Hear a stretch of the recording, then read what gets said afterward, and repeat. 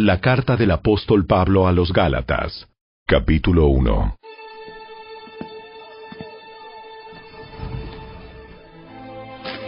Les escribo, yo, el apóstol Pablo. No fui nombrado apóstol por ningún grupo de personas, ni por ninguna autoridad humana, sino por Jesucristo mismo y por Dios Padre, quien levantó a Jesús de los muertos. Todos los hermanos de este lugar se unen a mí para enviar esta carta que escribo a las iglesias de Galacia. Que Dios Padre y nuestro Señor Jesucristo les concedan gracia y paz.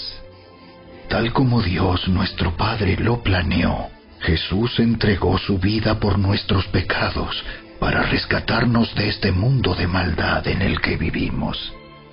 A Dios sea toda la gloria, por siempre y para siempre. Amén. Me escandaliza que ustedes estén apartándose tan pronto de Dios, quien los llamó a sí mismo por medio de la amorosa misericordia de Cristo. Están siguiendo un evangelio diferente que aparenta ser la buena noticia, pero no lo es en absoluto. Están siendo engañados por los que a propósito distorsionan la verdad acerca de Cristo. Si alguien, ya sea nosotros o incluso un ángel del cielo, les predica otra buena noticia diferente de la que nosotros les hemos predicado, que le caiga la maldición de Dios. Repito lo que ya hemos dicho. Si alguien predica otra buena noticia distinta de la que ustedes han recibido, que esa persona sea maldita. Queda claro que no es mi intención ganarme el favor de la gente, sino el de Dios. Si mi objetivo fuera agradar a la gente, no sería un siervo de Cristo. Amados hermanos, quiero que entiendan que el mensaje del Evangelio que predico no se basa en un simple razonamiento humano. No recibí mi mensaje de ninguna fuente humana, ni nadie me lo enseñó. En cambio, lo recibí por revelación directa de Jesucristo. Ustedes saben cómo me comportaba cuando pertenecía a la religión judía y cómo perseguí con violencia a la iglesia de Dios. Hice todo lo posible por destruirla. Yo superaba ampliamente a mis compatriotas judíos en mi celo por las tradiciones de mis antepasados.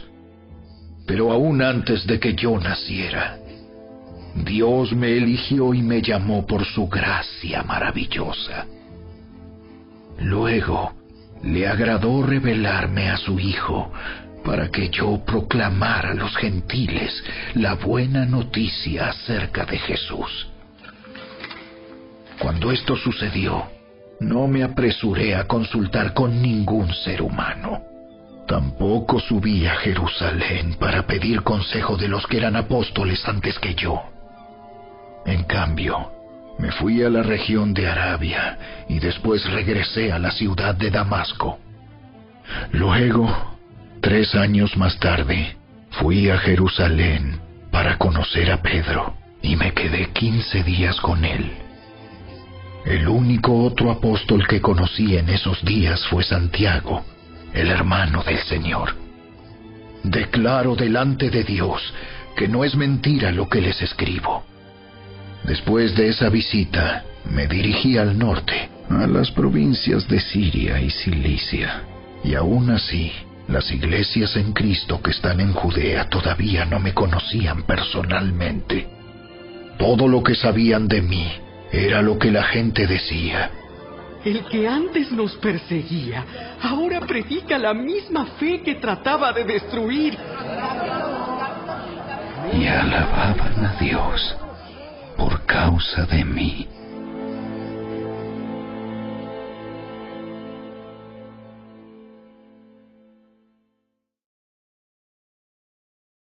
Capítulo 2.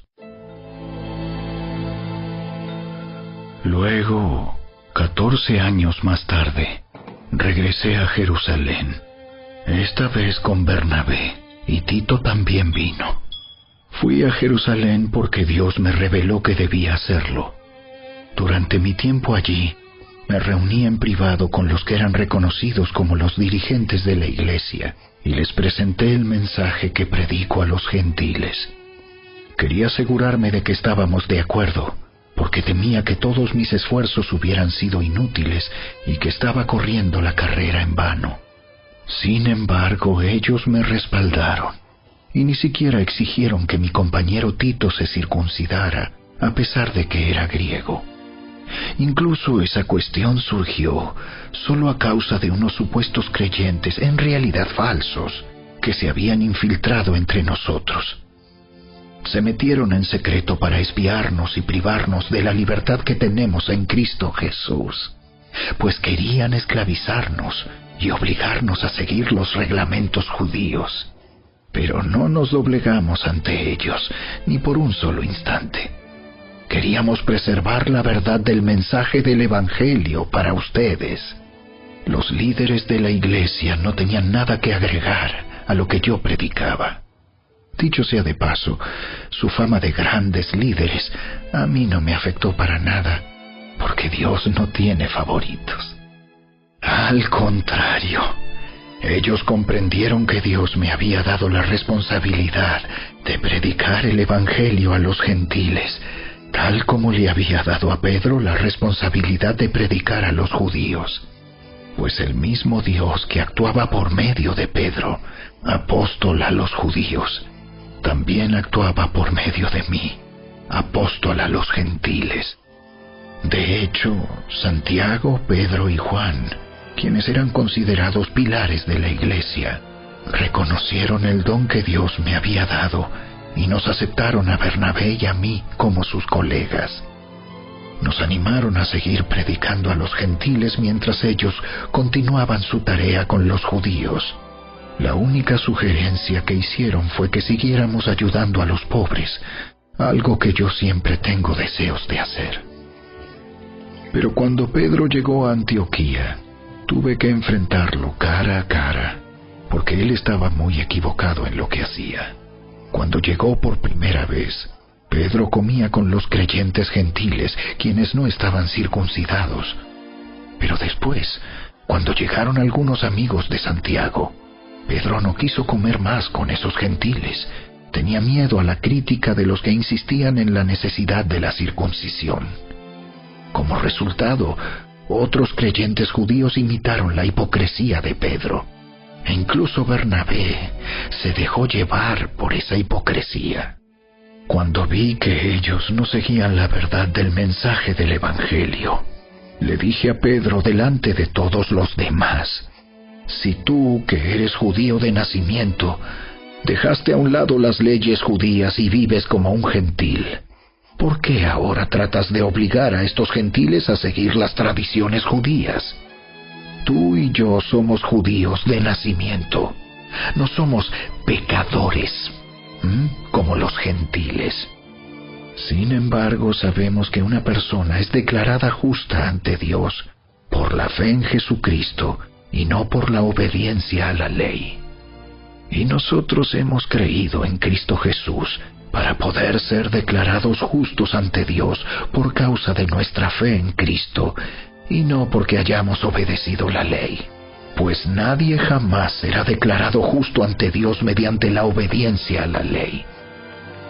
Pero supongamos que intentamos ser declarados justos ante Dios por medio de la fe en Cristo, y luego se nos declara culpables por haber abandonado la ley.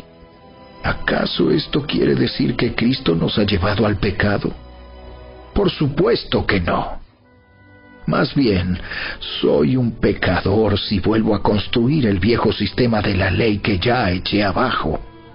Pues cuando intenté obedecer la ley misma me condenó. Así que morí a la ley. Es decir, dejé de intentar cumplir todas sus exigencias a fin de vivir para Dios. Mi antiguo yo ha sido crucificado con Cristo. Ya no vivo yo, sino que Cristo vive en mí. Así que vivo en este cuerpo terrenal, confiando en el Hijo de Dios, quien me amó y se entregó a sí mismo por mí. Yo no tomo la gracia de Dios como algo sin sentido, pues si cumplir la ley pudiera hacernos justos ante Dios, entonces no habría sido necesario que Cristo muriera.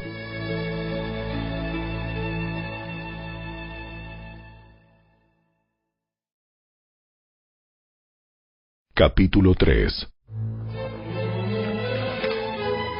¡Ay, Gálatas tontos! ¿Quién los ha hechizado? Pues el significado de la muerte de Jesucristo se les explicó con tanta claridad, como si lo hubieran visto morir en la cruz.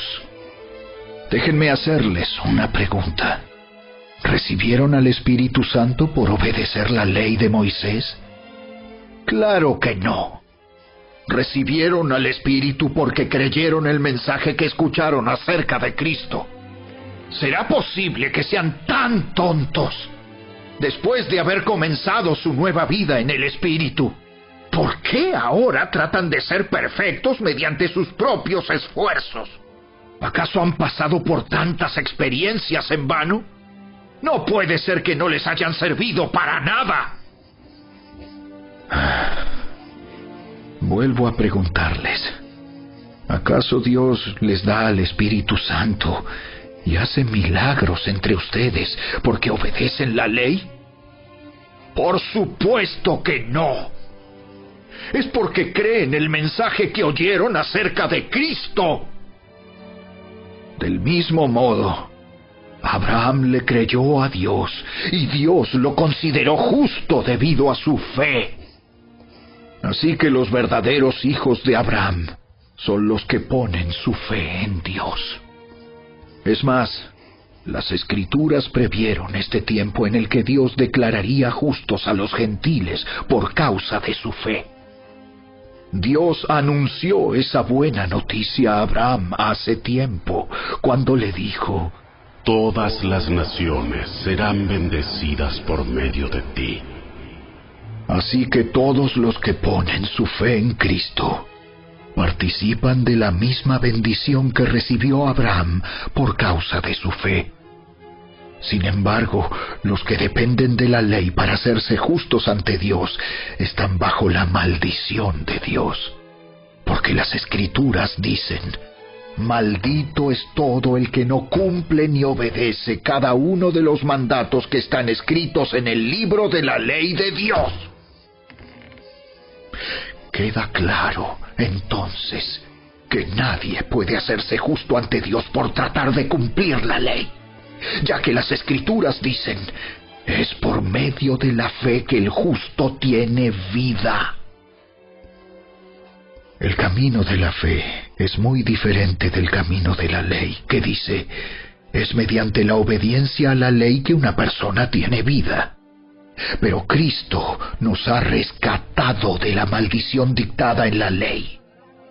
Cuando fue colgado en la cruz, cargó sobre sí la maldición de nuestras fechorías. Pues está escrito: maldito todo el que es colgado en un madero. Mediante Cristo Jesús, Dios bendijo a los gentiles con la misma bendición que le prometió a Abraham, a fin de que los creyentes pudiéramos recibir por medio de la fe al Espíritu Santo prometido. Amados hermanos, el siguiente es un ejemplo de la vida diaria. Así como nadie puede anular ni modificar un acuerdo irrevocable, tampoco en este caso. Dios ha dado las promesas a Abraham y a su hijo. Y noten que la Escritura no dice a sus hijos, como si significara muchos descendientes. Más bien dice a su Hijo. Y eso sin duda se refiere a Cristo. Lo que trato de decir es lo siguiente: el acuerdo que Dios hizo con Abraham no podía anularse 430 años más tarde, cuando Dios le dio la ley a Moisés, porque Dios estaría rompiendo su promesa Pues si fuera posible recibir la herencia por cumplir la ley, entonces esa herencia ya no sería el resultado de aceptar la promesa de Dios. Pero Dios, por su gracia, se la concedió a Abraham mediante una promesa. Entonces, ¿para qué se entregó la ley? Fue añadida a la promesa para mostrarle a la gente sus pecados. Pero la intención era que la ley durara solo hasta la llegada del Hijo prometido.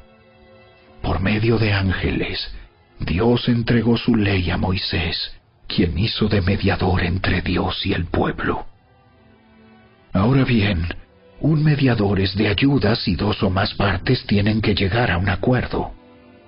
Pero Dios, quien es uno solo, no usó ningún mediador cuando le dio la promesa a Abraham.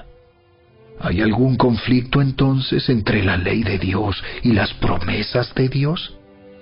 De ninguna manera.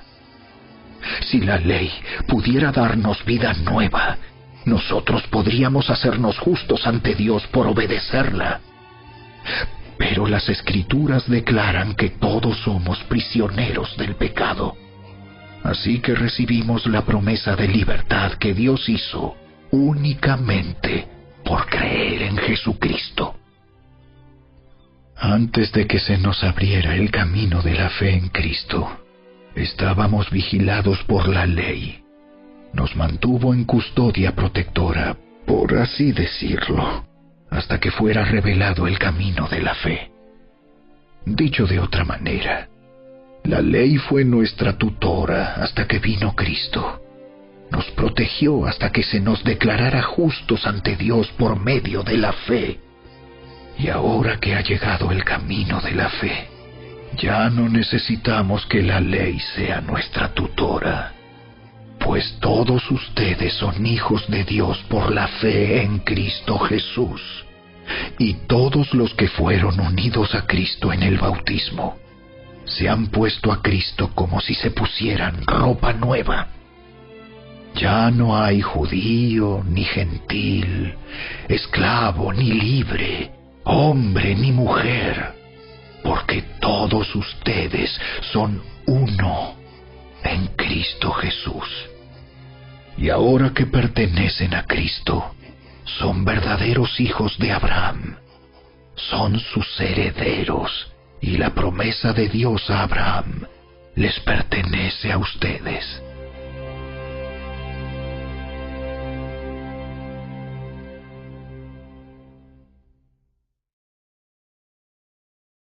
Capítulo 4.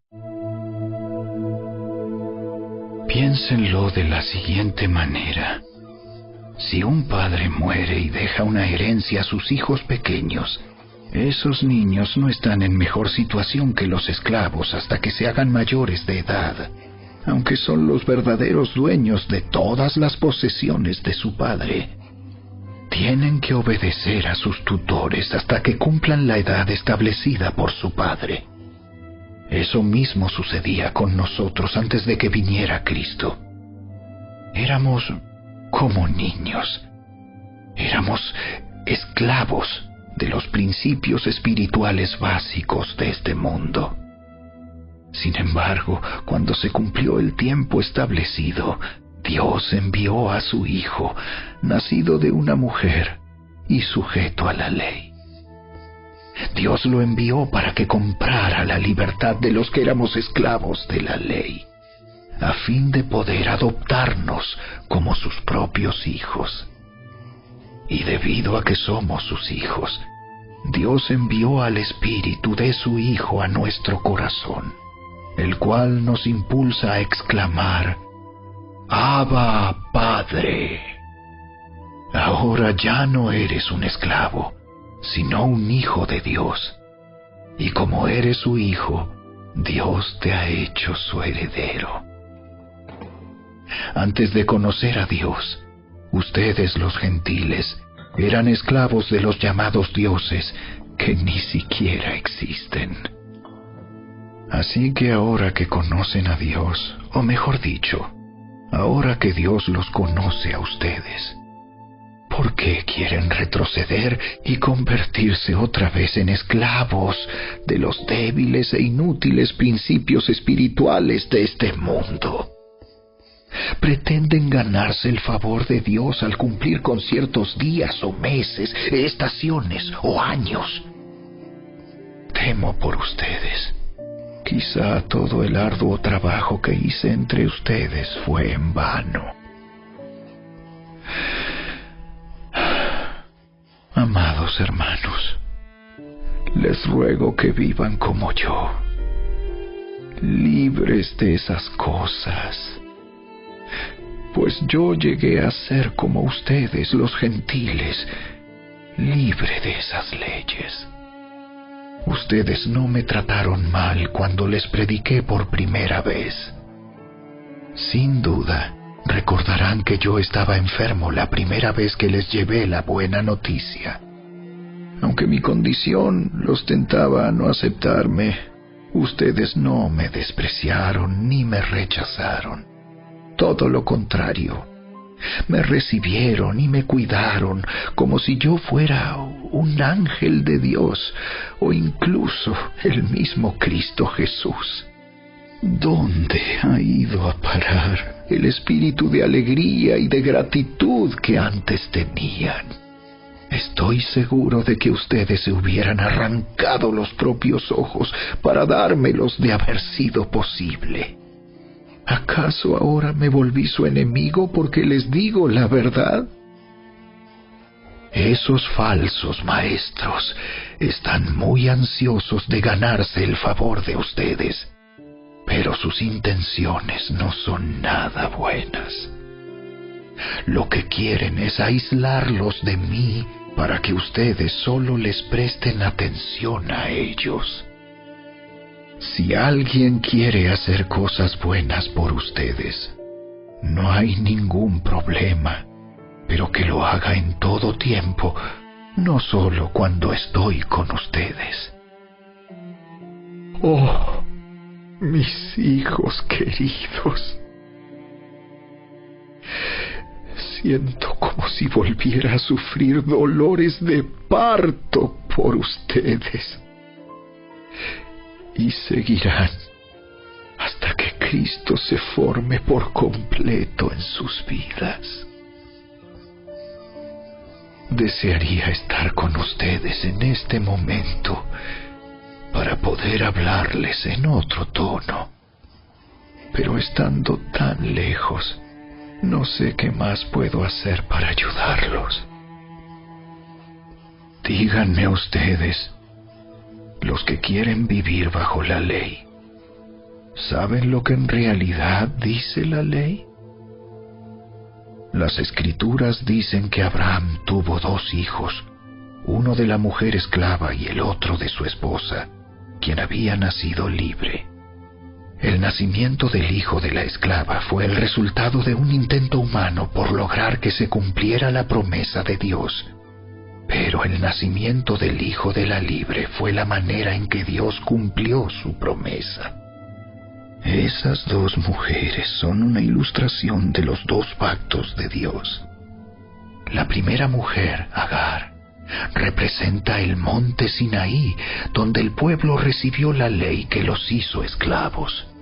Y ahora Jerusalén es igual que el monte Sinaí, en Arabia, porque la ciudad y sus hijos viven bajo la esclavitud de la ley.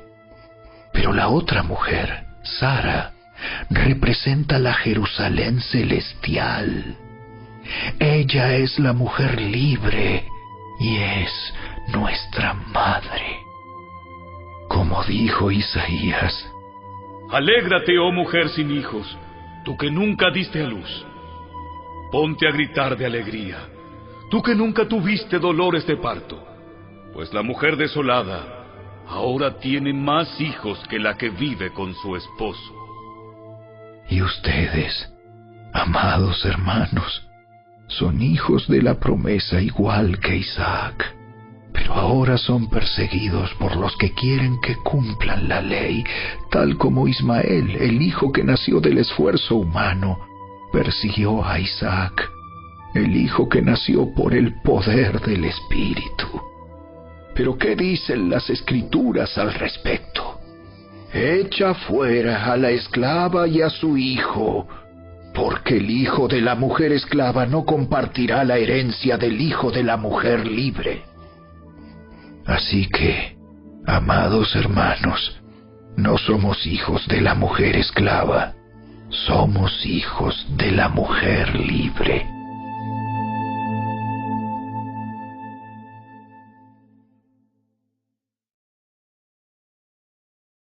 Capítulo 5. Por lo tanto, Cristo en verdad nos ha libertado. Ahora asegúrense de permanecer libres y no se esclavicen de nuevo a la ley. Presten atención. Yo, Pablo, les digo lo siguiente. Si dependen de la circuncisión para hacerse justos ante Dios, entonces Cristo no les servirá de nada. Lo repito, si pretenden lograr el favor de Dios mediante la circuncisión, entonces están obligados a obedecer cada una de las ordenanzas de la ley de Moisés. Pues si ustedes pretenden hacerse justos ante Dios por cumplir la ley, han quedado separados de Cristo. Han caído de la gracia de Dios. Sin embargo, los que vivimos por el Espíritu esperamos con anhelo recibir por la fe la justicia que Dios nos ha prometido. Pues una vez que depositamos nuestra fe en Cristo Jesús, de nada sirve estar o no circuncidado. Lo importante es la fe que se expresa por medio del amor. Ustedes corrían muy bien la carrera. ¿Quién les impidió seguir la verdad? Seguro que no fue Dios, porque Él es quien los llamó a ser libres. Esa falsa enseñanza es como un poquito de levadura que impregna toda la masa. Confío en que el Señor los guardará de creer falsas enseñanzas. Dios juzgará a la persona que los está confundiendo, sea quien fuere. Amados hermanos, si yo todavía predicara que ustedes deben circuncidarse, como algunos dicen que hago, ¿por qué entonces aún se me persigue? Si ya no predicara que la salvación es por medio de la cruz de Cristo, nadie se ofendería. Cómo me gustaría que esos perturbadores que quieren mutilarlos a ustedes mediante la circuncisión se mutilaran ellos mismos. Pues ustedes, mis hermanos, han sido llamados a vivir en libertad. Pero no usen esa libertad para satisfacer los deseos de la naturaleza pecaminosa. Al contrario, usen la libertad para servirse unos a otros por amor. Pues toda la ley puede resumirse en un solo mandato: ama a tu prójimo como a ti mismo. Pero si están siempre mordiéndose y devorándose unos a otros, tengan cuidado. Corren peligro de destruirse unos a otros.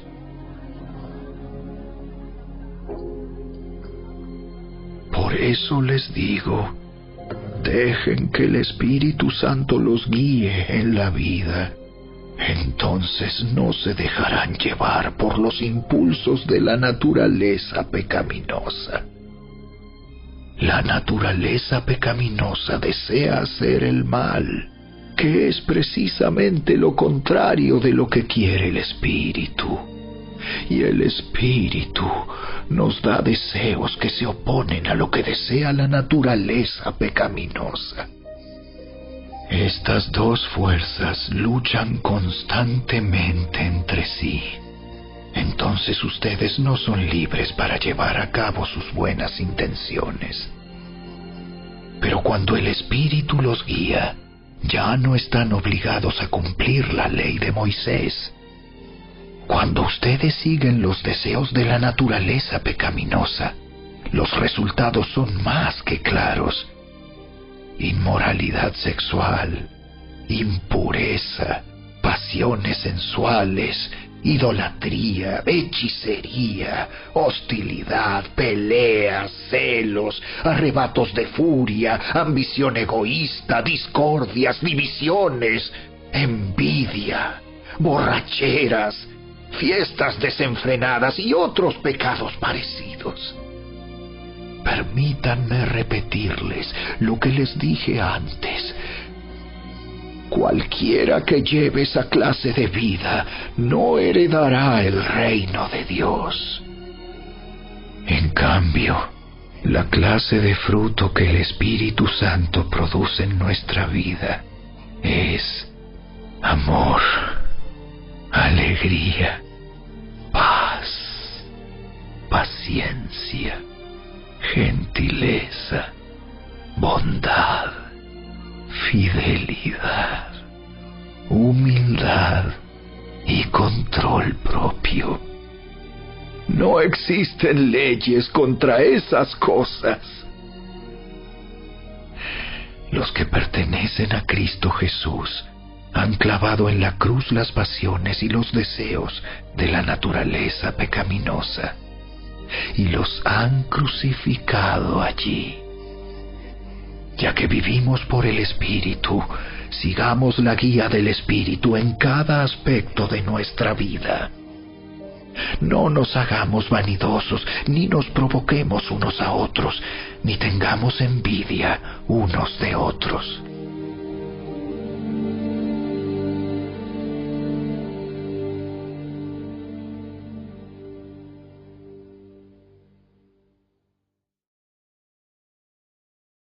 Capítulo 6. Amados hermanos, si otro creyente está dominado por algún pecado, ustedes, que son espirituales, deberían ayudarlo a volver al camino recto con ternura y humildad. Y tengan mucho cuidado de no caer ustedes en la misma tentación. Ayúdense a llevar los unos las cargas de los otros y obedezcan de esa manera la ley de Cristo. Si te crees demasiado importante para ayudar a alguien, solo te engañas a ti mismo. No eres tan importante. Presta mucha atención a tu propio trabajo, porque entonces obtendrás la satisfacción de haber hecho bien tu labor y no tendrás que compararte con nadie. Pues cada uno es responsable de su propia conducta. Los que reciben enseñanza de la palabra de Dios deberían proveer a las necesidades de sus maestros, compartiendo todas las cosas buenas con ellos. No se dejen engañar. Nadie puede burlarse de la justicia de Dios. Siempre se cosecha lo que se siembra. Los que viven solo para satisfacer los deseos de su propia naturaleza pecaminosa cosecharán de esa naturaleza destrucción y muerte. Pero los que viven para agradar al Espíritu, del Espíritu, cosecharán vida eterna. Así que no nos cansemos de hacer el bien. A su debido tiempo cosecharemos numerosas bendiciones si no nos damos por vencidos. Por lo tanto, siempre que tengamos la oportunidad, hagamos el bien a todos, en especial a los de la familia de la fe. Fíjense que uso letras grandes para escribirles de mi propio puño y letra estas últimas palabras. Los que tratan de obligarlos a circuncidarse lo hacen para quedar bien con otros. No quieren ser perseguidos por enseñar que solo la cruz de Cristo salva. Ni siquiera los que luchan a favor de la circuncisión cumplen toda la ley. Solo quieren que ustedes se circunciden para poder jactarse de ello y decir a todos que ustedes son sus discípulos. En cuanto a mí, que nunca me jacte de otra cosa que no sea la cruz de nuestro Señor Jesucristo. Debido a esa cruz, mi interés por este mundo fue crucificado, y el interés del mundo por mí también ha muerto. No importa si fuimos o no circuncidados, lo importante es que hayamos sido transformados en una creación nueva. Que la paz y la misericordia de Dios sean con todos los que viven según ese principio. Ellos son el nuevo pueblo de Dios. De ahora en adelante, que nadie me cause problemas con esas cosas, pues yo llevo en mi cuerpo cicatrices que muestran que pertenezco a Jesús. Amados hermanos, que la gracia de nuestro Señor Jesucristo sea con el espíritu de cada uno de ustedes. Amén.